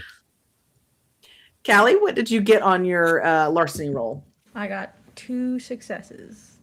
2 successes. You can tell that this was a shoddy lockpick job. Whoever had done it was doing this quick and dirty. It was, there was no finesse to it. It's been clearly tampered with. Mm-hmm. She's like, I found something. I think I found the door, and the lock was messed up. Someone messed with it. Good find. Thanks. Definitely good find. You got any sort of idea about when or who or any of that? No, probably ain't much. I don't know what all you are capable of doing. I don't know. I mean, I saw. I was watching you talk to the rat. I kind of was. I was a little thrown. I don't know. I didn't know that was a thing, so I was kind of a little thrown off. But then I was like, I'm gonna go look at the door, because then I saw the door, and then I saw that it was messed up. But I don't know if you can find. How do you find out time from a door? Some of the weirder ones of us can do stuff like that. I didn't know. Can I do that? I don't know. I don't know what you can do. Do you know what you can do? No. You should get on that. I should. I really should actually. I really should do that. Yeah. Okay. You probably can't do the talking to animals thing. That's kind of a me thing, and sometimes other folks that I know. Oh, so that's a you. Oh, It's a that's yeah, interesting. I mean, okay, that's kind of cool. yeah. It's Do you kind of like choose? Do you like choose that, or does it kind of like come with the? it's kind of inherent. Oh, okay, okay. Yeah, my kind, and Foghorn Leghorn out there's kind tend to be pretty decent at it. Man, why didn't I get the cool one where I could talk to animals? God damn it. Okay, You- fine. You don't Oh, know you much have some about- cool ones. Don't worry. I was like, you don't know much about what you do you? No, not really. If your sire don't tell you, somebody gotta. Well, I'm gonna bug him now. And with that, both of you please roll wits awareness, please. War with awareness. Awareness. Roll wits awareness, please. Whatever could we find? That's a fwee. A flea? Dwee. 2 fleas? 2 fleas. With that, you hear a snap, a rustle, and footsteps Oh shit, there's headed someone. away from you. You Oh good shit, at someone's running? running. You good at running, kid? Yes. Good. She just- and I just break. She doesn't answer, she just runs. Hey! And with that, I will go to Vic and Beauregard to close us out. All right, you find anything in here? Just a busted up lamp and maybe a lead. As I'm like stepping through rubble and like trying not to make any more of a mess than I already have on me. Someone broke the window 3 days ago. It was clearly a cover up to get somebody in here under the disguise of being a window repair guy. player. Yep. That's Yep. what I figured too. They put in all the stuff to start the fire. They leave, makes it look like they came in, fixed what they needed. Something sets it off, and all of a sudden, the whole place is up in flames.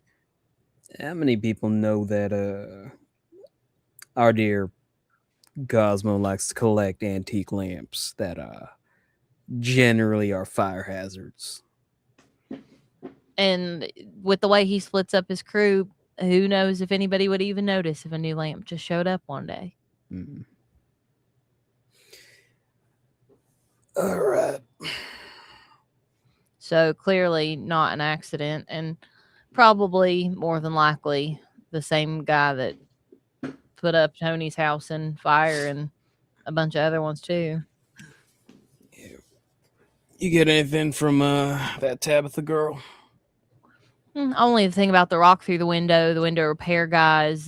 She said the back door was unlocked, which it never is. So whoever probably broke in the back door or lockpicked it or whatever, probably got in between shift changes. She says that the Rita girl that works before her leaves around 7:45 and she gets here at 8. So that's only 15 minutes. And she Dang, said the Cosmo. window repair guys were supposed to be here around 6:30. Sun's still out, so they're probably either thin blood or ghouls then.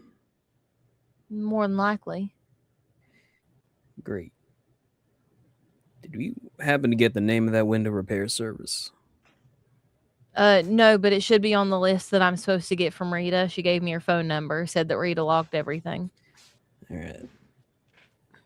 I'm gonna check in on Daniel and see what he's found. You spend much time with your kid? Yeah, I like to keep a little bit of a leash on him, but he does whatever he wants. Fair enough. It's just interesting to see the dynamic when I haven't talked to mine in a mighty long time. We don't quite see eye to eye on most things. Yeah, after a couple of centuries, I kind of gathered that much from interacting with some of the older folk. An interesting bunch. I guess let's go find them before they get lost out there somewhere. Mm-hmm. As you go back to look for them, you do not find them. Remember what I said about them getting lost somewhere? I fear we were just too late. And as you do that, Cosmo makes his way to you and he says, "Why, your coterie has been cut in half." Well, where'd they go? Did you see them run off somewhere? I might have seen them run down the block, I suppose. Running after something, I reckon. Which direction? Oh, that away, but I'm sure they'll be all right. I beseech you, beg of you. You mind giving me a ride in that old Chevy of yours down to the Warren so that I might have a place to rest my weary head? How well can he take care of himself? It's not him I'm worried about. And, well, hopefully he keeps her, from dying again. But in the meantime, I guess let's give him a ride and we'll go find him later. They'll be fine. Daniel seems like he can take care of himself, and Callie can hopefully keep up. The grandpa phone comes out, dialing Daniel's number as they're walking to the Chevy. I assume it goes to voicemail. Because Or does Daniel have a voicemail box that's not yet set up? Because I don't know what we're chasing, I can't honestly say that I would pick up the phone. I'd say it's probably generic voicemail. Like, it's just like robotic, please leave a message at the tone, and that's about it. Kid, we're gonna drop off Cosmo by the Warrens and then circle back to y'all. When you get this, call me ASAP. Click. Click. Sorry, Mr. Cosmo, but I will have to ask that you ride in the back. Gonna need my dear Vic here to navigate us to the Warrens. Oh, don't you worry. It's all right. He's not. No, he doesn't want what? Oh, he doesn't want the slime to get on the good leather Oh, yeah. sheets. Understand? He goes, "Not to worry, my dear man. Not to worry. This would not be the first time Cosmo Novak has ridden in the back of such an illustrious vehicle." Yeah. And he proceeds to climb in the back of the truck bed in his little suit and his little legs out, and he just puts his little hands in his lap and he waits. Tabitha coming with us, or is she? Oh no, Tabitha's going home. Tabitha needs a bubble bath and a glass of wine Good stat. for her. In a hot pocket. Yeah, And a hot pocket. And like maybe 2 hot pockets. A Okay, supreme might- pizza hot pocket, treat in yourself. fact. I might actually go get a hot pocket after this. There you yeah. go. Go get you a hot Yeah, pocket. yeah. And that is I've got. I think I got at least one. The still. official snack of Dallas by Night, if you haven't Hot heard Pocket. so yet. Hot pocket. and trail mix. Yep, hot pocket. Hot pockets and trail mix. The dinner of And the choice. official like- mascot is a little rat. But Yes, can it you is. imagine though a hot pocket with like little blood sausages in it for the vamps? Ooh, For the vamps. There you go. You get a carbo loading. there you go. I'm just thinking of Skeeter, but it's like for the rat, but it's like Ratatouille almost, where he has a little chef hat. Oh yeah. Anyone can microwave. Don't worry. Now that I've endeared myself to Skeeter, he will be making a comeback. Yay! I can only hope. Skeeter, and I need us. That is Skeeter my will promise return to in you, Avengers dear Doomsday. viewers. I need us to meet Skeeter will Donna. be Peter back. will be here. Oh yeah. Skeeter, it's like a Marvel movie. Skeeter and Donna will return. As they're pulling out of the place where Beauregard is parked, Beauregard flips on the radio and Jay and the Americas come a little bit closer. Perfect. A perfect way to end our evening. And that is where I will leave our coterie. And we will continue with the same night. So there will be no rouse check at the beginning of the next episode. However, your willpower will not replenish. No. I Noted. know. Sorry. Thank you again, everyone, for watching Dallas by Night. Once again, I'm your storyteller, Madison. I guess I do the social read now, correct? Yeah, you do yours first, and then Okay. you'll pop quarterback around. You can find me on Blue Sky as Bethany Esda, but with a C instead of an A in Bethany. And that's pretty much all I'm at. I'm on Twitch at I'm a Jedi Babe, but I never stream anymore because I don't have time. I'm too busy doing library stuff. But yeah, thank you guys so much for watching, and I will popcorn it over to Zach. Hi, I'm Zachary Vaudo. You can find me all over the internet at Sneakernet or Sneakernet Music, where I am talking about the games I play or the games that I write or the music that I make. I've got a game out with +1 EXP called Body Hammer that you can pick up. I've also written the most recent installment of Cult, the Divinity Lost, in part of the Scarlet Bride and Other Tales. I have a scenario in that one that you can play whenever that comes out later on in the year. Game-wise, as mentioned here on Wednesdays, not this Wednesday, but in general, we've got the Electric State happening here. The game and the miniseries. It's a post-apocalyptic world of the 1990s, where it's a journey through the wasteland and all that you can find through there. Also, I've been part of an Alien miniseries that's airing on Vancouver by Night. The first 2 parts aired last week. The next 2 parts are airing on the 14th. And if you want to wait, you can watch them all together on April 26th, aka Alien Day, which is also when, I'll say it here, the soundtrack that I composed for that entire show will also be going up on all streaming platforms. Apart from that, at some point, Luck and Chaos will be back on the air. I'll let RJ talk about that a bit more. I'm going to kick it over to Cress. Hello, everyone. Thank you so much for having me tonight. I've been Cress, also known as Cresselia.mp4. I am primarily a cosplayer. I like doing my little builds and doing my little silly photo shoots, but I also am in actual plays now. This is actually my second. So yeah, you can find me as Cresselia.mp4 on Instagram, TikTok, all those fun things. And thank you so much for having me. And I'll kick it over to RJ. Hello, everybody. I'm RJ. You can catch me at RJ as a Stewie 2 on all my social media. Well, most of my social medias.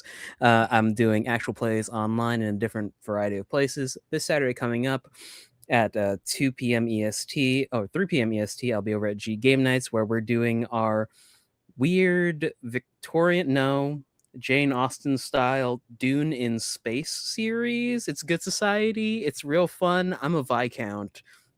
My sword got stolen. It was used to murder another Viscount. We're at war with the Empire. They want our coral. Other than that, Thursdays we air a show over on the Hype Goblins. Zachary and I play a D&D 5e campaign where it's all third-party content.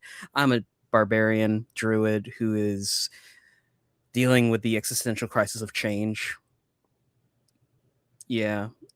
It's fun. It's sort of like the roles are reversed. Zach is kind of my mentor in that one. It's great. Still a vampire. Still a vampire. I might get vampiric. I don't know yet. But yeah, that is Mallorie. Hi, my name is Mallorie Mize. You can find me anywhere the internet has to offer you at Moxie Blue, MOXXIEBLUE. I am here a lot of the time playing in this game, or like Zach said, we have the Electric State normally on Wednesdays, and I am a player over there as well. I'm prepping for a bunch of things that haven't been announced right now, so I'm not actually allowed to promote some certain things I'm doing. Like writing, their games haven't been announced, playing in games that have not been announced. But I can tell you that I am also a game designer. You can find all of my games on my itch.io or on my website at MalloryMize.com. And Secrets and Suspects that we did a live show of that actually had Zach in it back in December, January, something like that. I am in the middle of doing the rewrites for that, so hopefully that'll be somewhere sooner rather than later, let's say. And other than that, you can catch me around. As for this channel, we will be back here next week for another episode of Dallas by Night. And the next 2 weeks are actually duo nights. So instead of having all 4 of us as cast members, you'll have 2-on-2s. So me and RJ will be your first episode, and Zach and Cress will be your second. I'll still be in the background doing all the production that second week. You just won't see me on camera. I'll be here in my sweatpants with no makeup on, eating chips, and it'll be awesome. You can know the characters more and kind of see where we run off after tonight. And then for the Electric State, we are off this upcoming week, but then we will be back for 4 more weeks after that for our last month worth of the campaign. And you might see me here next week doing like a random video game stream because my Thursday night game got canceled. So I was like, you know what, maybe I'll be just bored enough that I'll go play some Slay the Princess or something. So it'll be around. But in the meantime, remember, love yourself, take care of each other, and go have a super magical adventure. We will see y'all next time. Bye-bye. Bye.